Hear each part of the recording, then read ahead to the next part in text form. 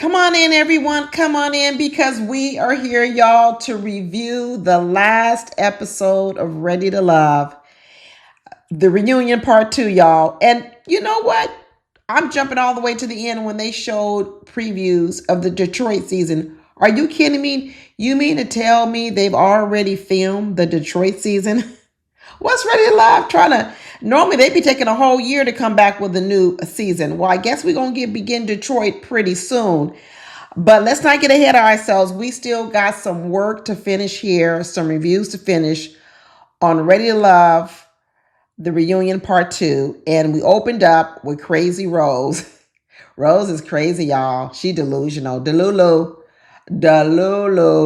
Rose opened up talking about who is Alexa. Who's Alexa? Who are you? We need to know who Rose is. And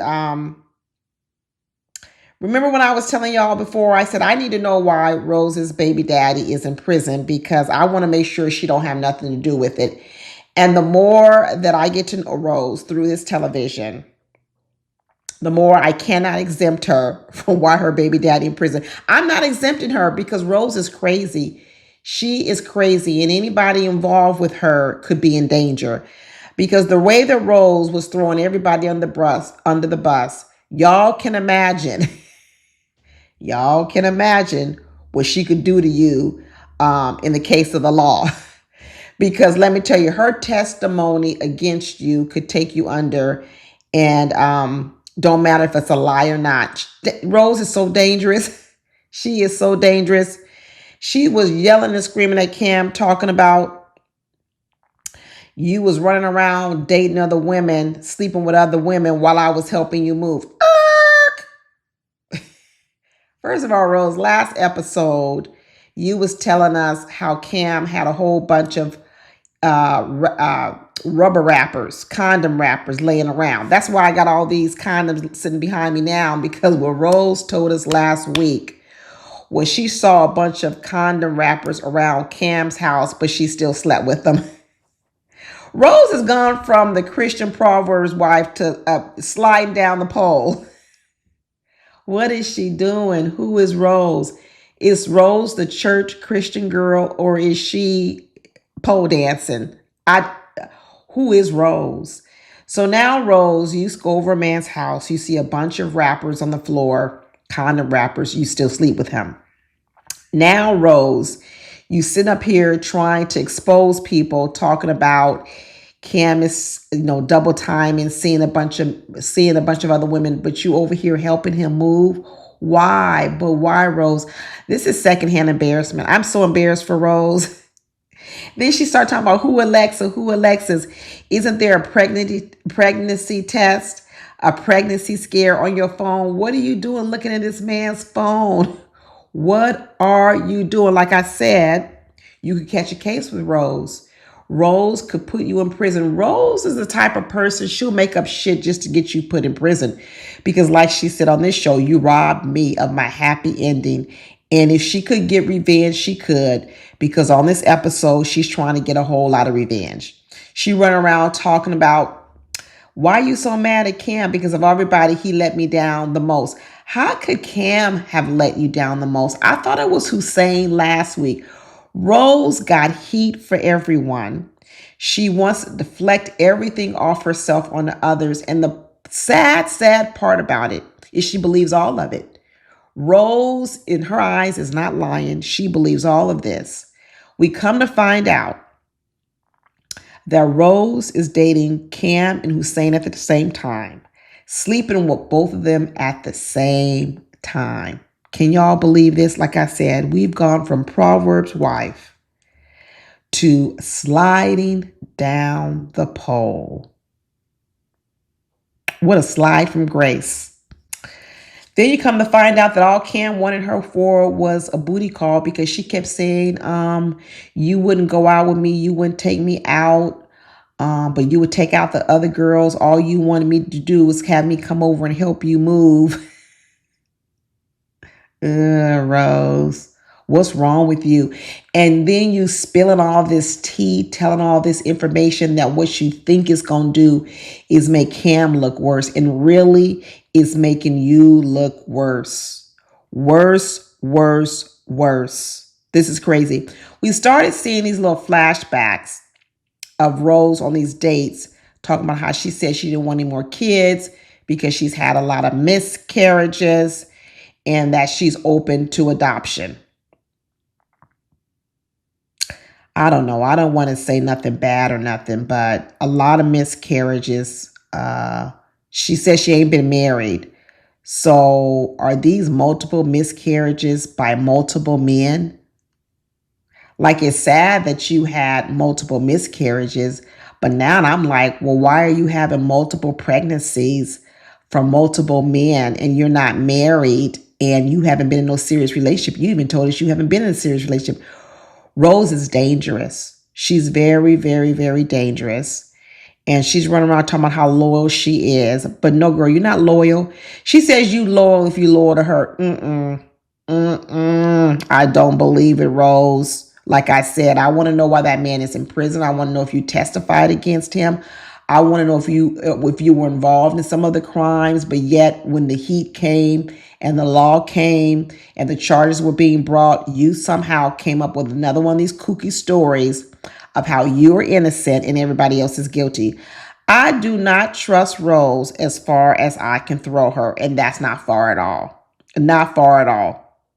You know, Hussein really seemed like he was really feeling bad about Rose. It was a couple of times when she was crying and, talking about all her pain and her hurt and how she's been robbed and they stole her happy ending. I could see a part of Hussein that really felt sorry for Rose. I think he knows how crazy she is. When you know how crazy a person really is, after a while, you really can't even be mad at them because what you start to feel is just pity. You just feel pity. I mean, that's kind of how I feel with Rose right now. I almost feel like, it's not anger. It's not anger. It's not, it's pity. That's kind of really what I feel for her. And she starts running around talking about how she was robbed. She was ripped of her happy ending. And she came into this very naive, and now maybe she should give up on love completely. And Tommy tried to talk her out of it and said, hey, yeah, no, you shouldn't give up on love. Yeah, she should for a while. She should, Tommy. Another bad advice for Tommy. And Tommy once again gave her bad advice. Said, no, don't give up on love. You're going to find love. No. She needs to give up on it for a while. She really does. She needs to take a pause. She needs to take a break. She needs to concentrate on herself. And, she wasn't just happy at exposing Cam or Hussein or whoever else. She then started getting into the business of Eddie. Eddie, why are you all on Eddie? Talking about how he got a girlfriend. Rose, what's wrong with Rose? What's wrong with Rose? Remember that season, y'all, where, what was his name? Chad. He gave the young lady a petrified rose. I think that's what we got here. We got a petrified rose. But Rose was spilling the tea on Eddie, talking about Eddie is in a full-on relationship. Eddie got a roster. And Coley was like, that's fine. I want to be on his roster. Do I believe Eddie has a woman? Yes. Because I always believe this, that when you start dating a man, a lot of men are not completely single. They may not be in a committed relationship, but a lot of men are just sitting at home, not dating no one. They may be dating someone, but they're just waiting for another woman to come along that they really, really like. So a lot of times men have women in placeholder positions. So did Eddie have a woman in a placeholder position that he's dating multiple women? Probably. Eddie's good looking, so he could have a roster, and I believe he does have a roster. And this whole idea that all of a sudden Eddie is shooting his shot with Deanna with the blonde wig. Girl, that wig is horrible, Deanna. Deanna's so pretty. Why she got that wig on? But anyway, do I believe it? No, I don't believe it. Because listen, Eddie has told us that he wants a woman that knows how to cook and clean and that is more traditional, like a trad wife. Deanna ain't none of that. Deanna just sit up here and told all y'all that if you call her or text her on Tuesday, she might get back to you on Thursday. So Eddie, how does a woman who says if you call her on Tuesday and she busy because she got a lot of fires to put out, she might call you back on Thursday. How does that align when you set up here and told women you want a traditional wife who cooks and cleans? You know what that's adding up? You like Deanna's body. You want to conquer Deanna. You want to sleep with Deanna. That's what you want. I don't know. You think Deanna gonna go for it? Or do you think Deanna might make Eddie her bitch? It's a likelihood that Deanna turn out Eddie versus Eddie turning out Deanna. My money is on Deanna. Eddie, I don't know what kind of games you think you playing. I don't know what kind of roster you trying to develop or build. But one-on-one, my money's on Deanna to get the better of you. That's what I think. And then we had to watch the downfall of the Kiara and Jay love story. It was cute watching it back. It was cute. Did I ever believe it? No, because I told y'all before the reunions even came on, I said, how the heck are two spoiled people who want everything the way they want it, gonna be in a relationship? Remember, Kiara was the one kicking and screaming on the bed like a little kid. Jay was the other one over there poking at her. They both was tit for tat. You want to bring Jules to the date to make me jealous? That's fine. I'm going to rub on Sahara's neck to make you jealous. I saw it coming from a mile away. And lo and behold, what broke them up? What broke them up is because Kiara wanted to be going out in the street. She wanted to be spoiled. She wanted to be wined and dined. And Jay said, I've been whining and dining you for a whole month. Even though Ready Love been paying for it, I've been doing it. And I'm tired of giving my everything to you. I need something for myself now. And so we can hang out, but we need to hang out at home for a while. I want to do what I want to do. And that's what Kiara said. You want me to do exactly what you want to do. There it is. There it is. Kiara said it. So what Kiara said was, you want me to do what you want to do, but you don't want to do what I want to do. Like I said, when you have two spoiled people who just want what they want, how the heck are they going to be together? And as we can see, they can't. Jay said, I want a week. I want a month. Can we just hang out at home and get to know each other a little bit better? Kiara said, no, I'm materialistic. I'm spoiled. I need to go out to dinner and I need to be taking some Instagram photos so I can put them on the gram and show everybody that we're together and how we out. And I got on my nice outfits and you taking me out and you courting me and you wine and dining me. And Jay says, no, I don't want to do any of that. And like his mama said, he's spoiled and he's stubborn. So here we go. Like I said, Kiara says she don't care because she already got her a new man. I know she does. I know Kiara has her a new man. I hope it works out for her. I really hope it works out for Kiara. But I tell you what, can't nobody put up with that long term. So I don't know what Kiara's game plan is. I don't think it's a good one. But hey, she gonna keep it going because she wants what she wants when she wants it. Kiara said ain't no bad blood because she don't give a F. And Jay went and said, I got plenty of bees. You see that tit for tat? You see the tit for tat? Kiara said, I don't give a F because I got a new man who could take me out and wine and dine me and spoil me and give me what I want. And just like that, Jay said, I don't care what you got because I got plenty of bees too. Tit for that. These two are two peas in a pod. And let me tell you, when you are the same as your partner, but you are the same in the worst kind of way, it ain't gonna never work. It ain't gonna never work. We had to hear the same old recycled argument with Deanna and Hussein about if you're a firefighter or you too busy to have a phone call. Deanna said, let me listen to Deanna's argument. Deanna's argument was the reason why I can't talk to you on the phone, even when I'm not fighting a fire, because Deanna, we already know you're not fighting fires 24 hours, 7 days a week. But what Deanna said was even when I'm not fighting a fire, I got to have my mind in the game because at any minute I can get a call. So she says, I can't be on the phone with you, kikiing and laughing it up and being all like soft and tender and sweet and kind. And then all of a sudden I get a call, a four-alarm fire is burning and they got kids stuck up on the 10th floor and I got to spring into action. I can't just go from being soft and sweet and tender to all of a sudden rescuing people. Deanna got all kind of excuses. Okay, Deanna. She goes, I can't just turn it off and turn it on. So as a result, the only time I'm really going to be able to talk to you is probably on my days off. And I think the way firefighters work, don't they work like 10 days on, 5 days off or something like that? So Deanna really can only talk to you every 10 days. And I'm thinking to myself, Deanna, then how the heck are you going to have kids?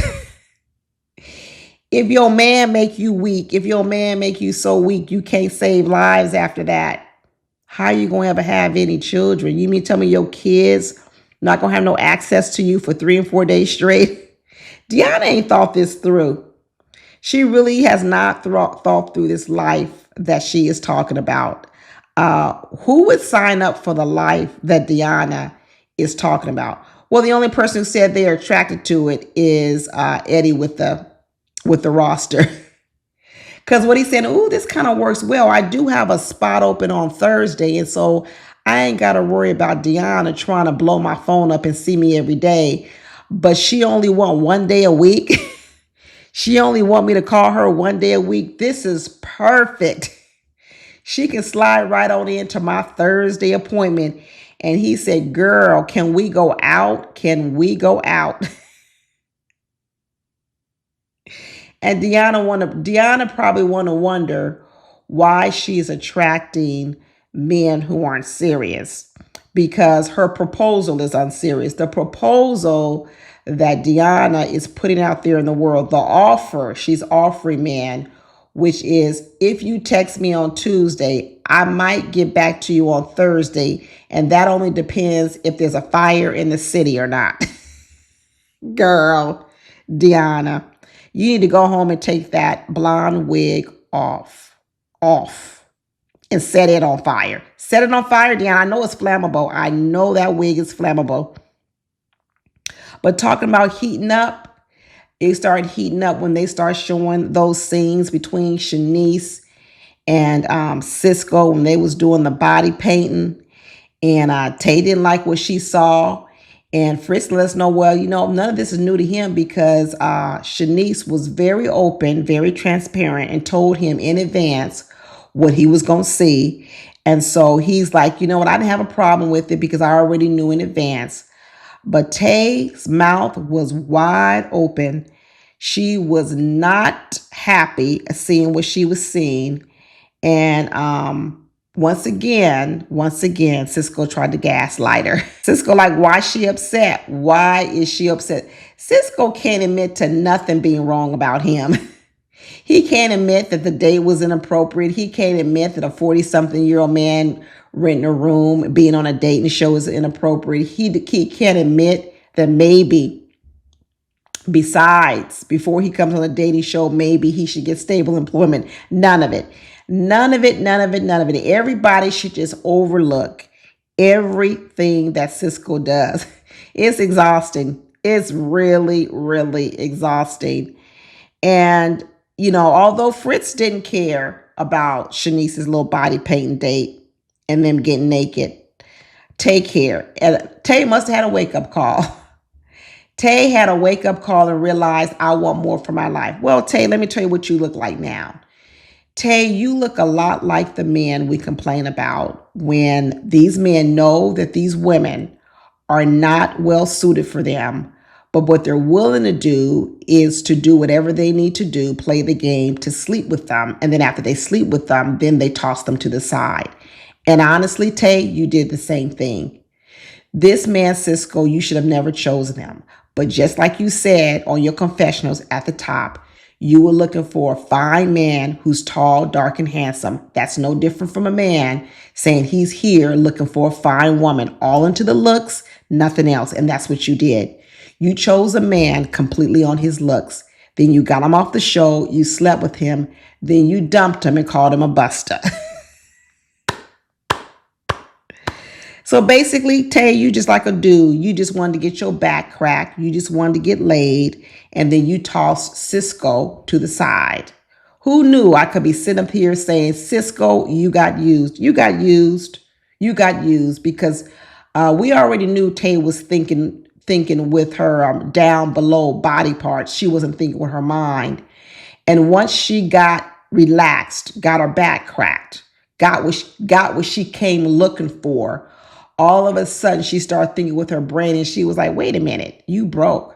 How you going to care for a child and you can't even care for yourself? All the stuff we was saying from day one, but she wanted to ignore it because she was sexually aroused. Tay's immature. She's immature. The fact that you went through this whole show just so you could sleep with Cisco, if I'm not impressed, Tay. I'm not impressed one bit. Because you can't even say that Cisco lied to her. You can't even say that Cisco tricked her. Cisco was very upfront, very honest, very transparent. And no matter what he did, well, no matter what truth he brought, Tay was like, that's okay. It doesn't matter. I'm telling you, it's just like a dude. It don't matter.